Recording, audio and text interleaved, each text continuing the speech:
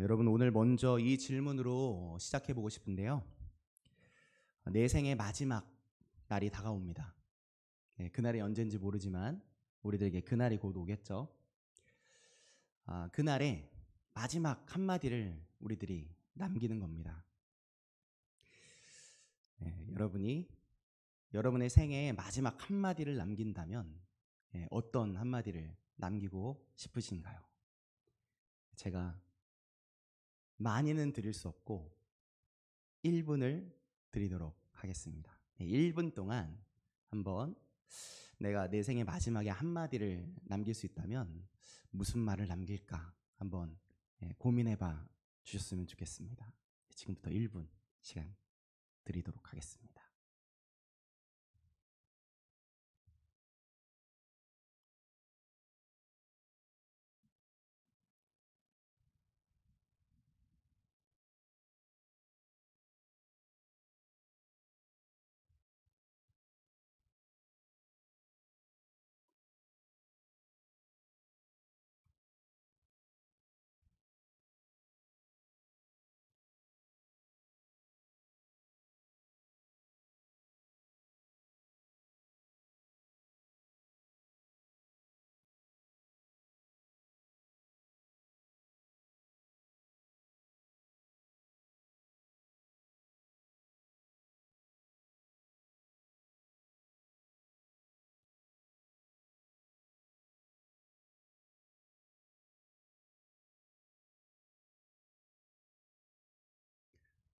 네, 1분 가까이 된 것 같습니다.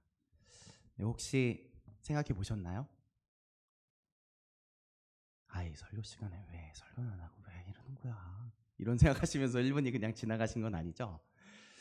네, 제가 먼저 나눠야 되겠죠?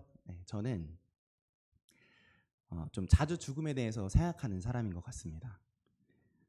제 인생의 마지막 날이라면 제가 아주 오래전부터 지금까지 계속 동일한 말을 해야겠다 하는 말이 있습니다. 그 말은 바로 이 말입니다. 정말 미안하고 정말 고마웠어. 이게 제 묘비에 적을 말 같아요. 제가 마지막으로 한마디 할 수 있다면 그 말을 제가 사랑하는 사람들에게, 저를 사랑했던 사람들에게 그 말을 꼭 전해주고 싶다는 생각을 했습니다. 혹시 생각한 것 중에 한 2분 정도 한번 들어볼 수 있을까 싶은데 혹시 용기가 있으신 분 한번 나눠주실 수 있으실까요? 나는 이런 한마디를 하고 싶습니다 하는 것. 없으실 줄 알고 제가 이호성 목사님께 먼저 앞에 부탁을 드려놨는데 이호성 목사님이 절대 하지 마라 그러셨는데 제가 좀 신뢰를 무릅쓰고 이렇게 부탁을 드려봅니다. 목사님 제일 마지막 한마디를 남기신다면 뭐라고 남기시겠습니까?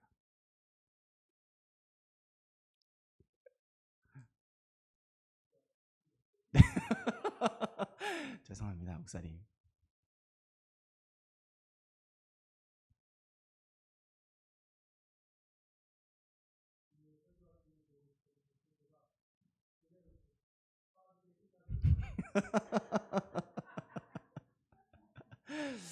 네, 아무튼 감사합니다. 네, 빨리 끝내볼게요. 네, 또 혹시 한 분 더 용기 내서 말씀해 주실 수 있을까요? 네, 네. 천국에서 만나자. 네, 감사합니다. 박수. 네, 감사합니다. 아마 짧게 생각해보는 시간이었지만 각자 자신의 마음속에 있는 말, 또 마음에 담겨져 있지만 그동안 꺼내지 못하는 그 말, 이 말 안 하면 정말 후회하겠구나 하는 말이 떠올랐을 거라 생각이 듭니다. 여러분 각자 한번 시간을 내보셔서 내가 삶의 마지막에 꼭 하고 싶은 말, 내가 전해야 하는 그 말을 생각해보고 한번 종이나 편지나 이렇게 적어보고 남겨두거나 아니면 언젠지 모르는데 오늘 해야겠다 하시면 오늘 꼭 해보시면 참 좋을 것 같습니다. 자, 이렇게 우리가 함께 우리의 생애 마지막 말을 생각해 봤듯이 오늘 함께 읽은 이 본문은 여호수아에게 있어서 자신의 생을 마치기 전에, 자신의 인생을 마치기 전에 마지막으로 전하고 있는 유언이죠. 생애 마지막으로 전한 메시지였으니까 정말 여호수아의 진심이 담겨져 있을 겁니다. 오늘은 바로 여호수아가 이스라엘 백성에게 꼭 하고 싶었던 그 말을 이 유언을 통해서 함께 살펴보고자 하는데요. 이 여호수아 생의 마지막 메시지는 여호수아 23장과 24장으로 이렇게 이어집니다. 그 내용을 읽어보면 마치 구약 성경 전반에 담겨진 말씀을 엑기스처럼 모아오는 듯한 느낌이 듭니다. 그 내용을 간단히 정리하면 이렇게 정리할 수 있을 것 같습니다. 하나님의 백성들이여, 말씀에 순종하여 복을 받으라. 불순종하여 재앙을 받지 말아라. 여호수아의 메시지 안에는 복만이 아니라 재앙이라는 단어도 함께 담겨져 있죠. 복과 재앙이 함께 담겨져 있는 걸 보면 이런 질문이 듭니다. 하나님은 사랑의 하나님 아니신가? 그러면 우리에게 복을 주시고 은혜만 주시면 되지. 왜 재앙이란 말을 꺼내시는 거지? 왜 징계라는 말을 꺼내시는 거지? 하나님 정말 사랑 맞으신 거죠? 이렇게 묻고 싶어지죠. 그러나 우리는 기억해야 됩니다. 우리 하나님이 우리들에게 허락하시는 재앙의 목적은 재앙 자체에 있다는 것이 아니라는 것을, 그리고 그 재앙을 계속 그대로 놔두신 적이 없다는 것을 기억해야 하죠. 우리 하나님은 복과 재앙을 같은 방편으로 사용하실 수 있는 분, 다시 말해서 복과 징계 모두를 우리를 향한 하나님의 사랑의 방편으로 사용하실 수 있는 능력의 하나님이십니다. 할렐루야이십니까? 다만 이 온 우주, 끝도 없는 우주를 창조하신 하나님에 비해서 그저 정말 찰나를 사는 우리, 먼지와 같은 우리, 이슬과 같은 우리들이 가진 이 작은 생각으로는 그 크신 하나님의 뜻을 다 이해하거나 헤아리지 못하고 있는 것뿐인 거죠. 허나 우리가 시간이 지나서 고백하게 되는 것처럼 이렇게 고백하는 날이 오는 겁니다.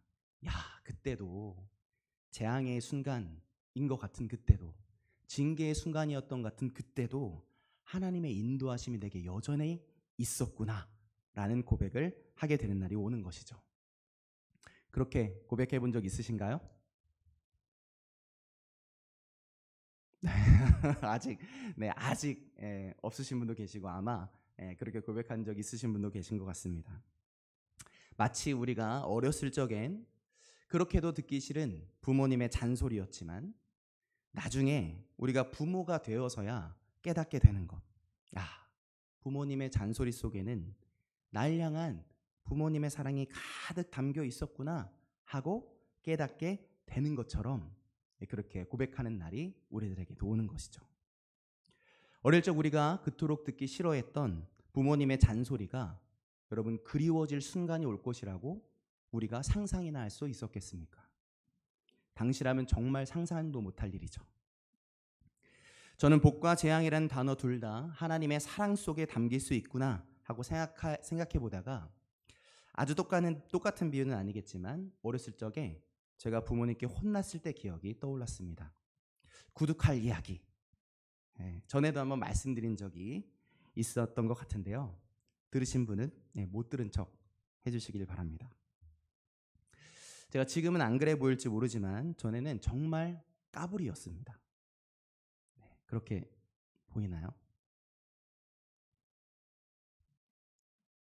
저를 째려보시기로 다짐하고 오셨나요? 오늘 왜 이렇게 대답을 못 하시지? 저는 정말로 잘 까불었습니다. 지금도 살짝 악동기가 얼굴에 살짝 있는데요. 여러분 잘 찾아보시면 있습니다.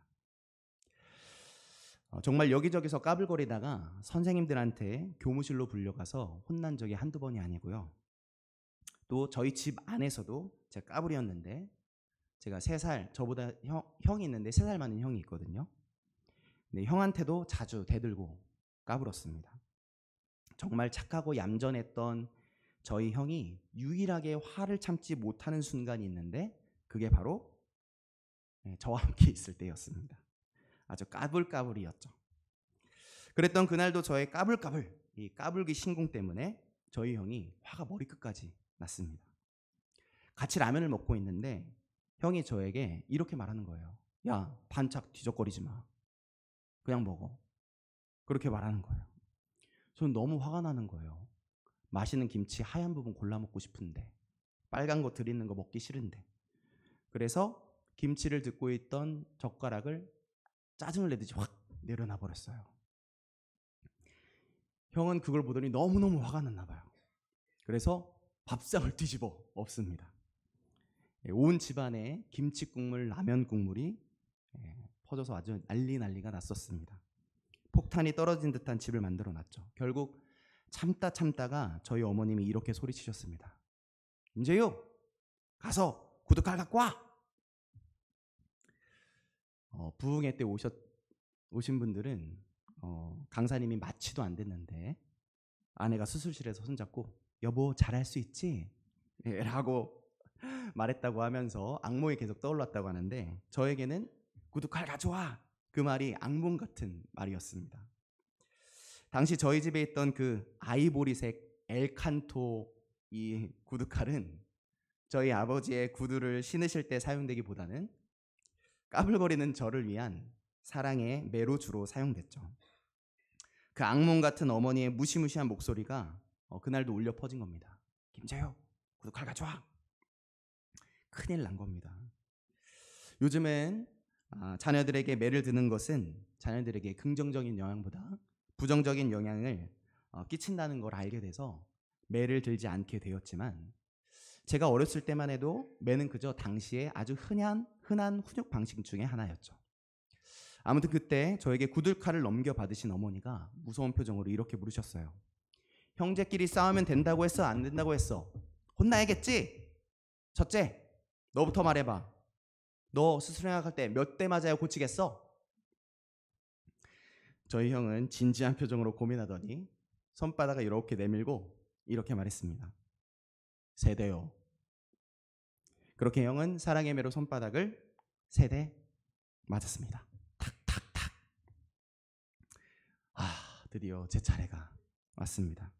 무서운 표정을 한 어머니가 저에게도 물으셨어요. 재유, 너 또 형한테 대들었지? 너 아주 혼나야 돼. 너 몇 대 맞아야 되겠어?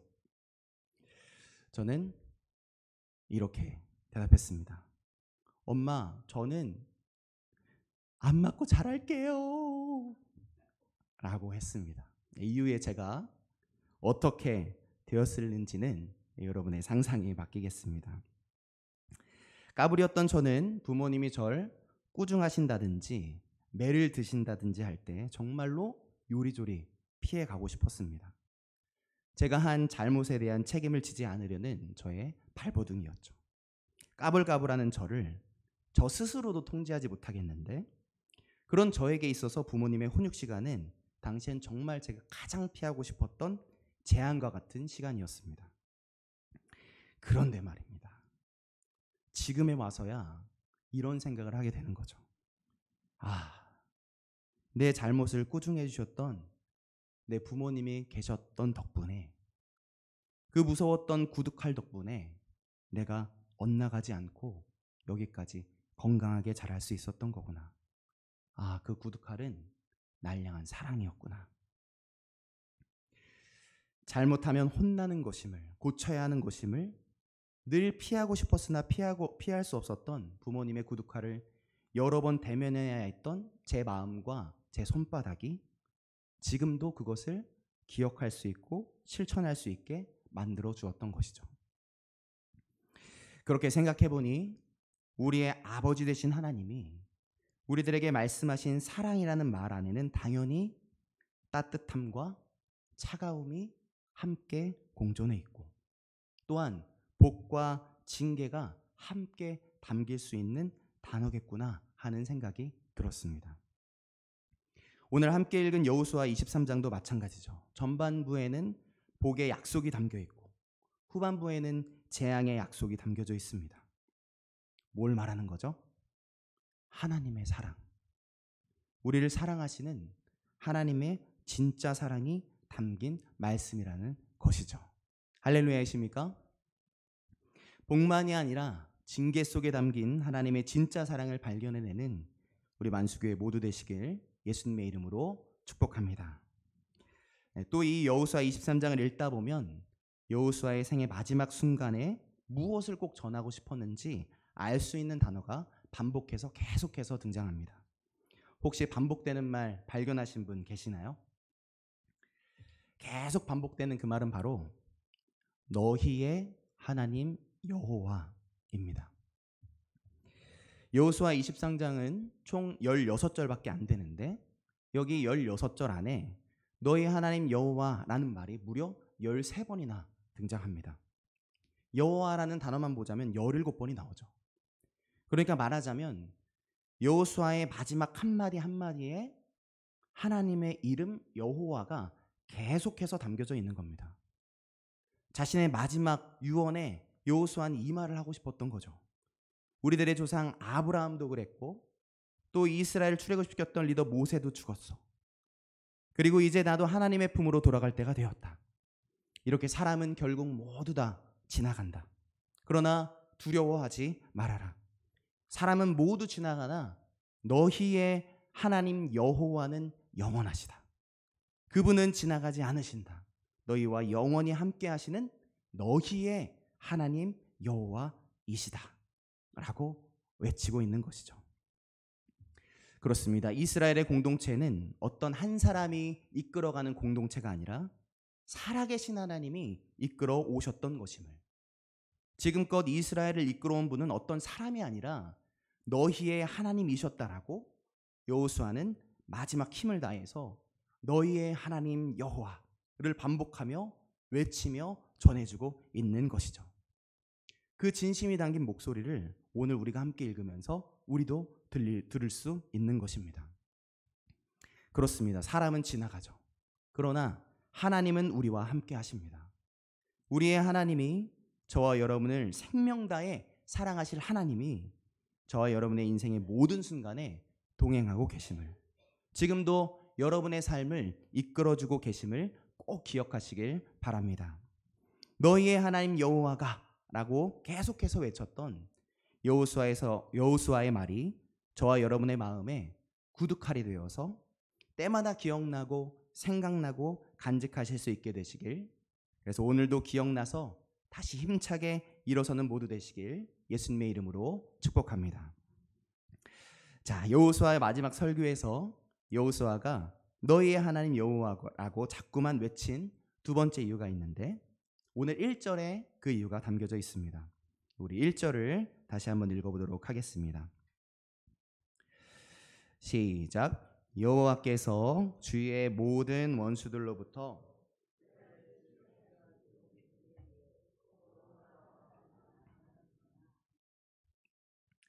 아멘. 네, 여호와께서 주위의 모든 원수들로부터 이스라엘을 쉬게 하신 지 오랜 후에 여호수아가 나이가 많아 늙은지라.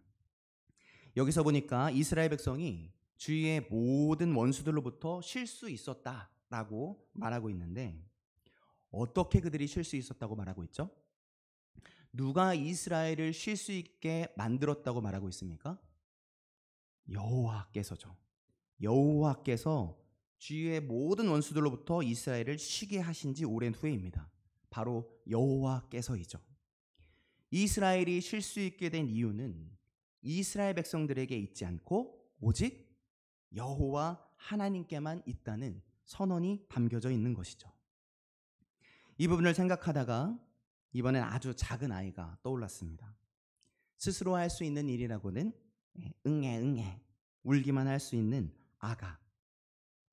이 아가가 먹고 자고 싸고 곤히 편히 쉬고 잘 수 있다면 그렇게 쉴 수 있게 만드는 주체가 누구겠습니까?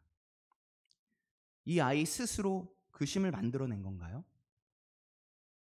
아니죠. 아무것도 할 수 없는 아가가 그렇게 쉴 수 있는 이유는 그 아가가 스스로 그런 조건을 만들어낸 것이 아니라 바로 그 아가를 사랑으로 돌봐주는 부모에게 있는 것입니다. 울기밖에 할 수 없는 아가는 오로지 부모의 헌신으로 먹고 자고 싸고 편히 잠들고 쉴 수 있는 것이죠. 마찬가지라는 것입니다. 이스라엘 백성들이 주위의 모든 원수들로부터 쉴 수 있었던 이유는 이스라엘 백성 그들 자신이 아니라 오직 여호와 하나님께 있었던 것이죠. 아멘이십니까? 우리도 그렇습니다. 에베소서에서 바울은 우리가 어떻게 하나님의 자녀가 될 수 있었는지를 이렇게 표현합니다.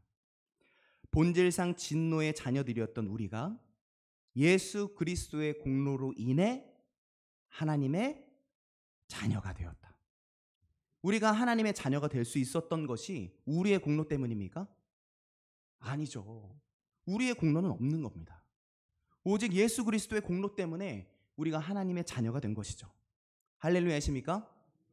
그와 마찬가지로 여호수아는 이스라엘 백성들도 그들이 무슨 자격을 갖추어냈기 때문이 아니라 본질상 진노의 자녀들이었지만 전적인 하나님의 사랑으로 먼저 사랑하신 여호와 하나님의 은혜로 인해서 결국 여기까지 다다를 수 있었다는 그 사실을 오늘 말씀을 통해 선포하고 있는 것이죠. 오늘 여호수아가 이스라엘 백성들에게 전하는 마지막 설교에서 너희 하나님 여호와라는 이름을 계속해서 반복하고 있는 것은 바로 이런 진심이 담겨 있는 겁니다. 너희의 힘으로 인해서 얻은 심이 아니다. 오직 너희 하나님 여호와의 은혜이다. 너희들의 잘함으로 인해서 얻은 가나안이 아니다. 오직 너희 여호와 하나님의 은혜다. 그렇기에 여호수아는 그 은혜를 아는 자들, 그 은혜를 기억하는 자들, 그 은혜를 경험한 자들, 이스라엘 백성들이 해야 할 일이 무엇인지를 밝히 선언하죠. 오늘 11절에서 선언하고 있습니다. 우리 11절 함께 봉독하겠습니다. 그러므로 스스로 조심하여 너희의 하나님 여호와를 사랑하라. 아멘. 너희의 하나님 여호와를 사랑하라. 바로 이것입니다. 우리가 지금 가나안에 서 있는 것 하나님의 은혜요. 우리가 지금 하나님의 백성으로 하나님의 돌보심을 받았던 것 그것도 하나님의 은혜이기에 하나님의 백성들은 해야 할 일은 단 한 가지다. 뭐죠? 너희의 하나님 여호와를 사랑하라 라고 외치고 있는 겁니다.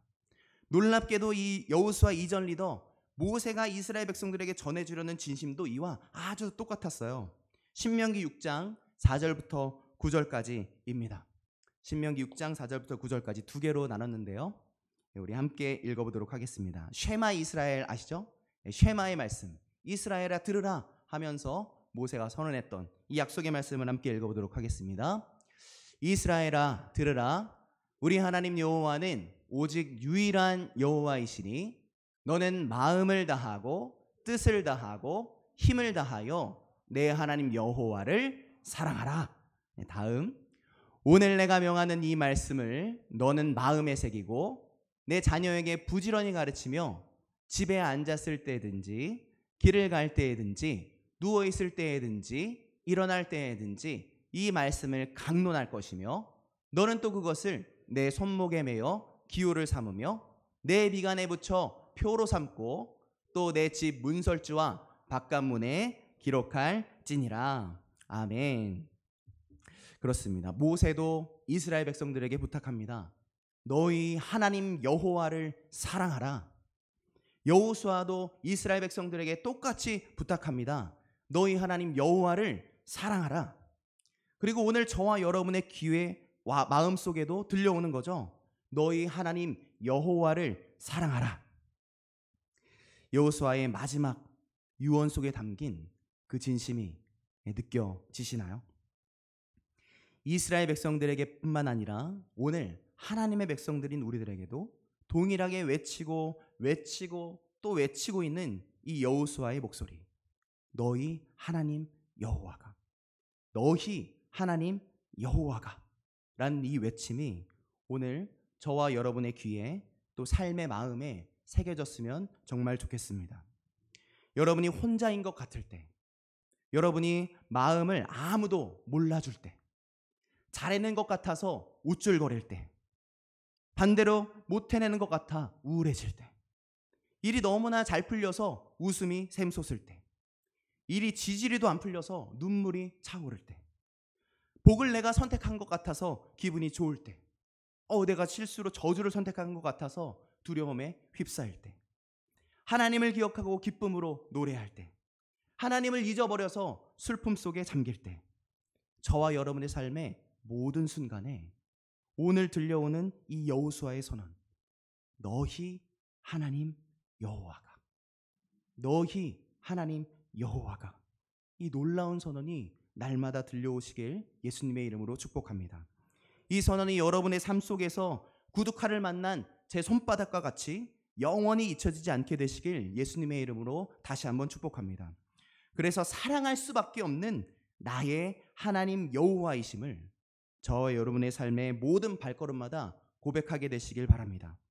온 땅이여 우리 여호와 하나님을 사랑하라 라고 전해주는 여호수아와 모세의 진심이 또한 저와 여러분의 삶을 통해서 또한 누군가에게 전해지게 되시길 예수님의 이름으로 축복합니다. 아멘. 이 시간 함께